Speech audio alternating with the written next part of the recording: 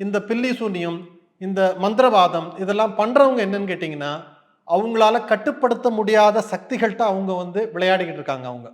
ஒரு சில அக்கேஷன்ஸ்ல அவங்க வெற்றியும் பெறலாம். ஆனால், ஒரு செவத்துல எரிஞ்ச பந்து ஒண்ணு எப்படி திரும்ப நம்ம நோக்கி வருமோ, அதே மாதிரியான விளைவுகள இந்த பில்லி சூனியம், இந்த மந்திரவாதம், இந்த லைன்ல போறவங்க கண்டிப்பா அனுபவிப்பாங்க.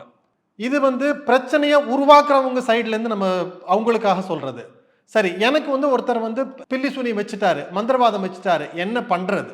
அதை எடுக்கிறதுக்கு நான் லட்சக்கணக்கில செலவு பண்ணணுமா? அப்படிங்கிற ஒரு கேள்வி வரும். என்னுடைய அனுபவம் மற்றும் புரிதல், அதாவது ஐயா எங்களுக்கு எடுத்த வகுப்புல இருந்து எங்களோட புரிதல் என்னவா இருக்குன்னா, உங்களோட குலதெய்வத்தை கெட்டியா பிடிச்சுக்கங்க.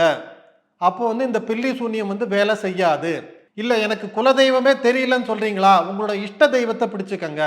அப்பவும் என்னன்னு கேட்டீங்கன்னா, உங்களோட அந்த பக்தியினால, உங்களோட அந்த ஆழ்ந்த நம்பிக்கையினால, அந்த குலதெய்வமோ அல்லனா அந்த இஷ்ட தெய்வத்தோட சக்தியோ உங்களுக்கு கண்டிப்பா அது துணை நிற்கும். அந்த பில்லி சூனியம், அந்த மந்திரவாத நிகழ்வுகள்லேருந்து உங்கள கண்டிப்பா அது வெளியில கொண்டு வரும். உங்களோட வாழ்க்கையும் ஒரு அமைதியான வாழ்க்கை உங்களால வாழ முடியும்.